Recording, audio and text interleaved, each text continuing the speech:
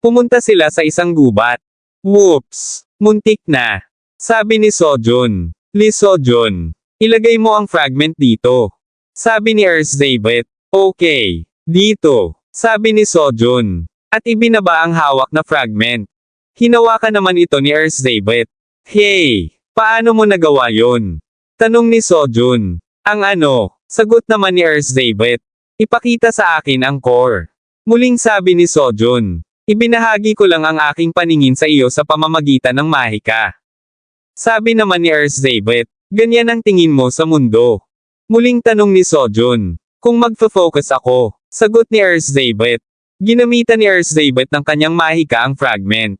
At nagkapira-piraso ito. Yun na ba yun? Tanong ni Sojun. Oo, sagot ni Erzsébet. Napigilan ba nating mangyari ang muling pagkabuhay? Muling tanong ni Sojun. Nasira ko lang ang isang fragment mula sa marami. Hindi yun magkakaroon ng anumang epekto. Sagot ni Erzsébet. Kung ganon, kailangan ba nating hanapin ang iba pang mga fragment? At sirain silang lahat? Dagdag na tanong ni Sojun. Tumigil ka. Pag ginawa mo yan matatamaan ka ng butterfly effect. Sagot ni Erzsébet. Ito ay mas mabuti kaysa si CLA ay hindi masaya.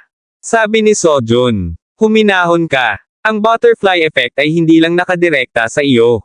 Mararamdaman ng mga nasa paligid mo at maging ng mga taong malayo sa iyo ang epekto nito.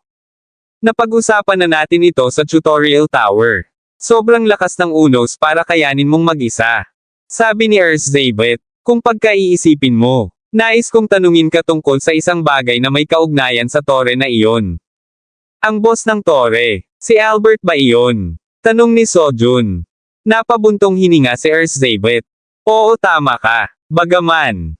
Upang maging tumpak, kopya lang yan ni Albert. Sagot ni Erzsébet. Sabi ko na nga ba? Bakit si Albert ang boss ng tore? Ganun din ang robe. Anong kinalaman mo sa tore? Muling tanong ni Sojun. Ang tutorial tower ay isang replika ng isang kastilyo sa Midheim. Sagot ni Erzsébet. Napaha si Sojun. Ang Midheim. Yung Midheim continent na lumabas sa Scenario Quest. Talagang mayroong iba pang mundo. Dagdag na tanong ni Sojun. Sa palagay mo saan ang gagaling ang halimaw? Tanong naman ni Erzsébet. Hindi. May teorya ako na may isa pang dimensyon mula noong matagal na panahon. Pero hindi ko na ito naimbestigahan dati. Kahit na hindi ko ginawa. Nalaman ko pa rin ang ilang mga bagay na kakaiba. Bago ako mag-regress, alam ko na ang boss ng tore ay maaring gumamit ng sumpa. Ngunit wala akong narinig tungkol sa pagpapatawag ng 12-dosenang lizardmen. O pagbaril sa mga haligi ng yelo. Alam mo naman siguro kung bakit. Tanong ni Sojun. Saglit na natigilan si Erzsébet. Sa totoo lang, ang tutorial tower ay iba bago ka nag-regress. Sagot ni Erzsébet. Ano? Hindi makapaniwalang sabi ni Sojun. Masyadong tumaas ang hirap nito. Umabot sa punto na hindi mo na maklear ito. Sabi ni Erzsébet, anong ibig mong sabihin? Bakit ang hirap sa tore ay tataas kung wala namang mali dito? Tanong ni Sojun, huminahon ka at makinig. Dahil sa butterfly effect, napansin mo ba na maagang nangyayari ang mga kasawian ni CLA? Ganoon din sa iba pa. Sa ngayon, ang mga bagay na mangyayari sa hinaharap ay nangyayari ng mas maaga o hindi nangyayari ayon sa nararapat. At ang bilis ng pag-unlad ng mga kakayahan ng halimaw ay isa na rito. Ang mga halimaw ay nagiging mas malakas kaysa sa iyong nakaraang buhay. At ang mga halimaw sa loob ng tore ay mas malakas. Ang hirap ng tutorial tower ay nagbago na rin kung saan mas mahirap ang pagsalakay dito. Pagkatapos kong malaman na nakapunta ka na sa tore, nakialam ako, at sinubukan kong bawasan upang babaan ang kahirapan hanggat kaya ko. Ito ay walang saysay. Kaya naman naghanda ako ng sarili kong tiket bilang isang pag-iingat. Ngunit naranasan mo ang isang bagay na kakilakilabot. Pasensya ka na. Mahabang sabi ni Erzsébet. Sinong mag-aakala na yon ay dahil sa butterfly effect? Ang unos na hinihintay kong dumating ay nangyari na bago ko pa nalaman. Sabi naman ni Sojun. Dahil matagumpay nating nasira ang fragment. Kailangan ko nang itigil ang koneksyon, kailangan ko na ring umalis. Sabi ni Erzsébet, aalis ka na. Sandali, may gusto akong sabihin. Bago ka umalis, sabi ni Sojun. Ano yun? Tanong ni Elizabeth. Ano? Gusto kong magpasalamat sa'yo sa pagtulong sa akin sa napakaraming paraan. At babala sa akin na mag-ingat. Sagot ni Sojun. Hindi mo kailangang magpasalamat sa akin. Ito ay dahil may utang na loob ako sa iyo. Sabi naman ni Elizabeth. Habang pauwi at sakay ng robe si Sojun ay napapaisip ito. Utang na loob. May nagawa ba si Elizabeth para magkaroon ng utang na loob sa akin? Ako ang may utang na loob sa kanya. Maraming nangyari ngayong araw. Inaasahan ko ay ang mga halimaw. Pero sinong mag-aakalang makikita ko si Song Suyan? Kung iisipin, ang halimaw sa auction, nagpanggap na isang tao. At higit sa lahat ay lumahok sa auction. Kung ito ay isang halimaw na may ganoong antas ng katalinuhan. At kakayahan sa pagbabagong anyo. Kung gayon isa itong doppelganger.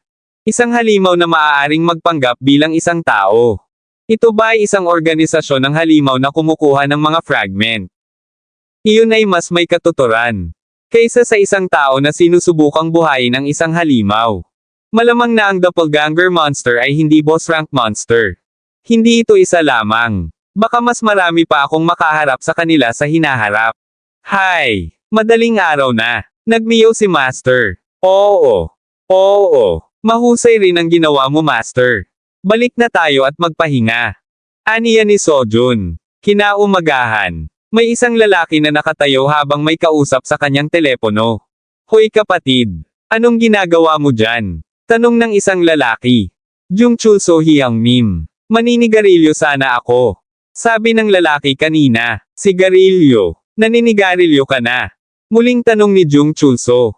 Pagkatapos kitang makitang naninigarilyo, ay gusto kong matutunan ito. Sagot ng lalaki. Tumawa si Jungchul So. At inakbayan ng lalaki. Ang cute. Dapat sinabi mo sa akin ng mas maaga, tinuruan sana kita.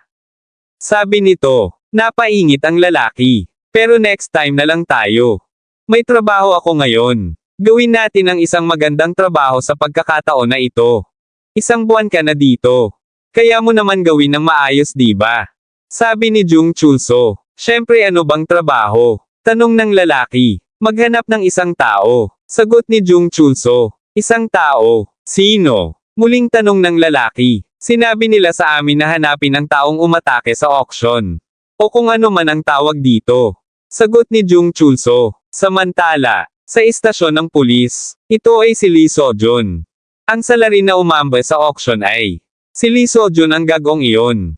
Ang sabi ni Suyen, na may hawak na yelo, na nakadampi sa kanyang ulo.